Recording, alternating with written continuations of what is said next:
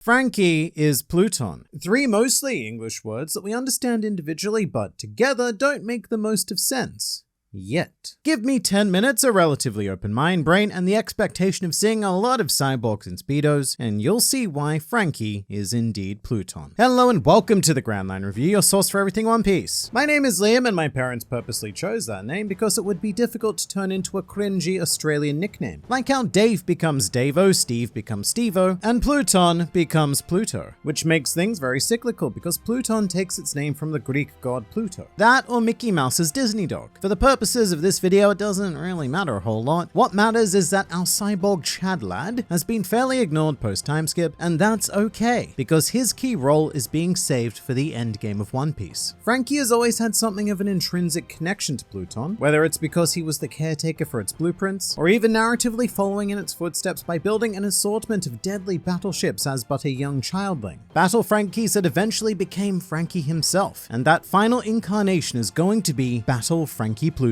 And I'll explain why after revealing Damian Carpenter, Redstone Builder, and Nate Wood, all three of whom constructed a very solid decision by subscribing to the Grand Line Review, which will result in consistent injections of One Piece culture being administered directly into your YouTube feed. And if you want to be our next subscriber of the day, then hit the button and please do say hi in the comments below if you are a new member of the Grand Fleet. Welcome. Alright, so here's a bit of a bonus. It's not going to be enough for me to tell you what is going to happen, because I'm also going to need to show you exactly what a Battle Frankie Pluton would look like. But for that, I need your help. So throughout this video, I'm going to be taking prompts from the omniscient Grand Fleet, and your wisdom is going to help construct the most fearsome weapon that this world has ever seen. And our first prompt is from a dude with a frankly long and weird name that I refuse to say, who says, Pluton is going to be a sphere, of course, which is a great simple place to start. I imagine taking inspiration from the planet Pluto itself. But here we have our spherical Frankie base, a really solid place to start, and I can't wait to see what it evolves into. But right now, let's clear up some confusion. Pluton is a very tricksy topic to discuss because there is so little information available about it, and those minimal morsels of insight are scattered over 1,000 chapters of fictional pirate adventures. But Pluton exists in this many forms, this many being two. One is the actual battleship, and the second are the blueprints used to build that battleship. Pluton was originally crafted during the Void Century on Water 7 by some kind of otherworldly boss carpenter who possessed technological knowledge far beyond what modern-day woodsmiths could ever dream of, which we know for a bit of a comical fact because Oda once revealed the inner workings of Frankie's mind, and his thoughts are weird, weird, weird, dance, iron, friendship. And that just goes on and on and on in his head on repeat, which I think explains a lot about Frankie, really. Now, as for the actual ship Pluton, there is a lot of debate over this, but it is almost certainly located somewhere on Alabasta. We know this because it's one of those Occam's razor situations where the simplest answer is most likely the correct one. For example,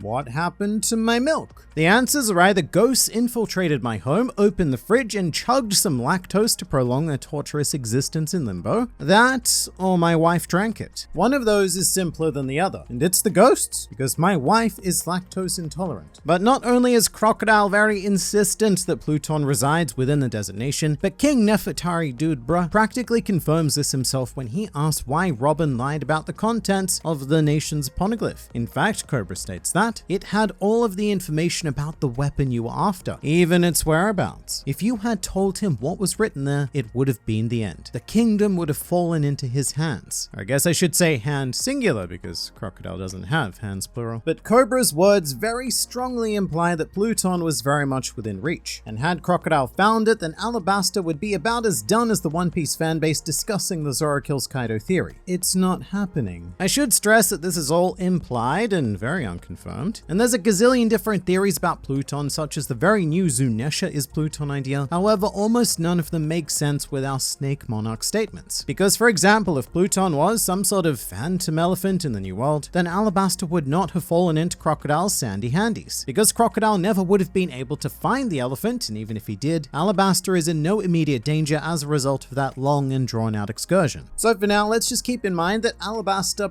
probably houses the OG Pluton. However, we are more concerned with the new G Pluton. And speaking of our second prompt thing for the and speaking of our second Frankie prompt thing from the Grand Fleet is whatever.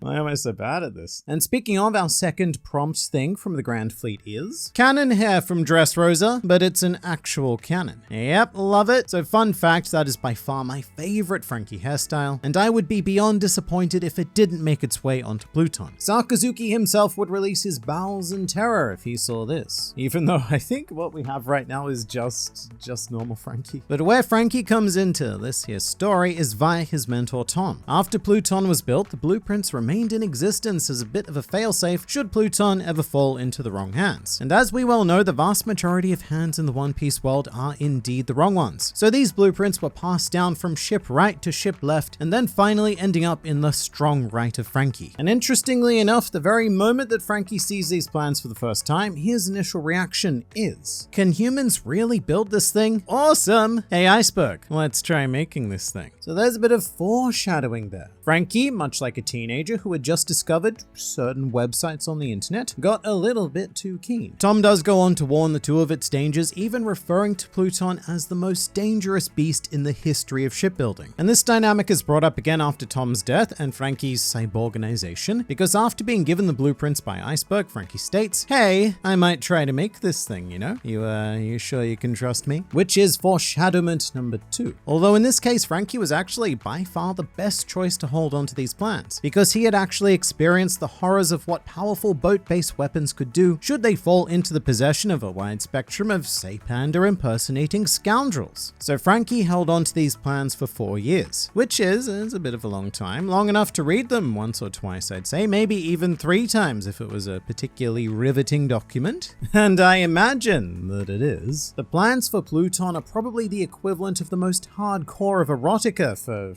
ship-based enthusiasts. And usually I'd call this something of a Chekhov's Pluton. However, Frankie did eventually come to the decision to burn the plans in a very public manner, stating that he was going to bet on the Straw Hats, and thus, I suppose, removing the need for a counterweapon, because that weapon is less woody and shippy, and now more rubbery and hungry. It was quite the spectacle, really, almost like a piece of performance art. It reminds me a lot of the Banksy artwork that was shredded after selling at auction for $1.4 million, which, weirdly enough, resulted in the painting becoming worth about 20 times the original price. But Frankie's stunt smells similarly of PR, which I imagine in his case stands for perverted robot. Frankie no doubt convinced the world government that the plans for Pluton had now been extinguished from the world forever. But by this point, those pieces of paper may have been all but redundant anyway. And just like a certain yoing skeleton literally opening up his skull brain to reveal many poneglyph rubbings, I believe that the plans for Pluton still reside in the chonky cyborgian skull unit of a certain Frankie, and that they will need to be used to combat a dire situation that is rapidly befalling us as we speak.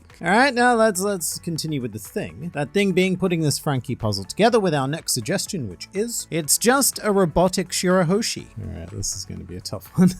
And sure, I see what you're going for here. Why just make one ancient weapon when we can fuse the best bits of 2? So I guess we'll be giving Frankie a mermaid tail and some mermaid assets as well. And before you inevitably ask, yes, Pluton does come equipped with nipple lights. Here's the deal though. Pluton is going to fall into the wrong hands. It's inevitable. And it's because One Piece is a story. And in a story, before we can have that triumphant victory, there's going to be some sort of darkest before dawn scenario where it looks like our heroes are overwhelmingly outmatched. A state of affairs which is surprisingly difficult to accomplish at this point because we have a crew of some of the most powerful punch fighters in the world, a gigantic fleet of followers, several aligned nations, and of course a big F-off elephant. And at this stage, the only way to really escalate things is by having one of our enemies gain access to an ancient weapon. As for whose hands will be the lucky recipient, well, there's an argument to be made for both the world government and Blackbeard. In regards to the world government, the Alabasta royalty have been specifically targeted, and we do know that there was a reported death at the Reverie, which is likely to be either Sabo, Vivi, or Cobra. And just like the question, hey, I'm in Southeast Asia, what's that biting me? The answer is probably Cobra, which leaves Alabasta wide open to have Pluton commandeered. But it might not be by the world government, because famed emperor and hippopotamus impersonator Marshall D. Teach is currently on a mission to acquire an unknown prize that the world government is also targeting. So as Ron Wano doing Wano no things, elsewhere in the world we may very well be having a struggle for an ancient weapon. Whether that's what Blackbeard was referring to or not, Pluton will eventually end up under enemy control. Pirates and the world government gunning for this assumedly gun-filled weapon has been one of the great background meta sagas of the series. And when that time comes, well, we're gonna be in a bit of trouble. And the solution is going to come from a most unlikely pair of speedos. Which I dare say brings us to our next Frankie Pluton prompt. Frankies will hold big swords but with 2 Zoros for both of his hands. So 6 swords in total. Where's my drawing tool?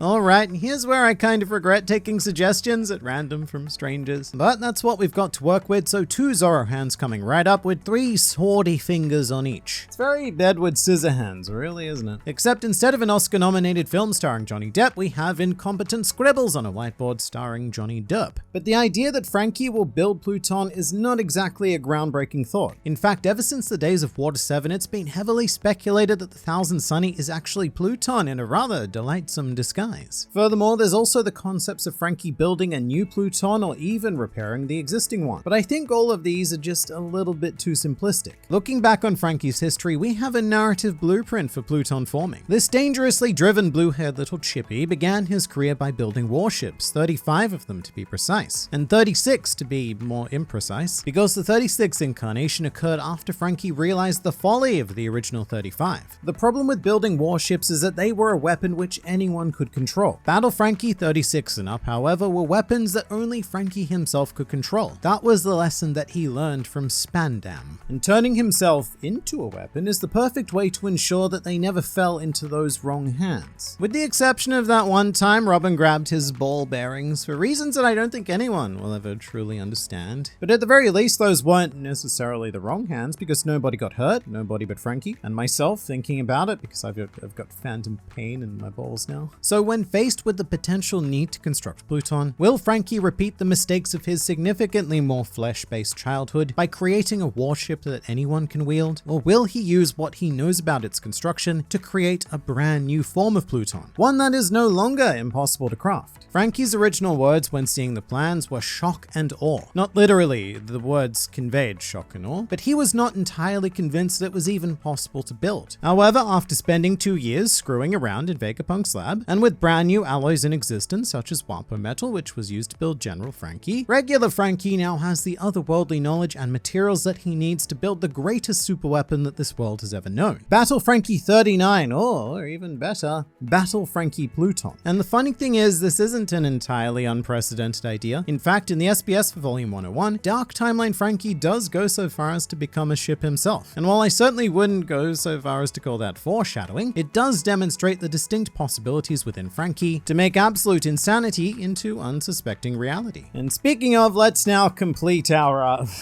Frankie with our final prompt, which is a big ol' mustache and beard to show how ancient it is. True, we really need to make it deserve that ancient weapon title. So let's just give Frankie some well-earned aging, maybe something like his Dressrosa disguise. You know, that nice floppy Santa beard, and bam! And there you have it, our future ultimate super weapon, Battle Frankie Pluton Edition. And here you have another video because there's always more to learn, explore, and experience with this wonderful series, so I look forward to seeing you there.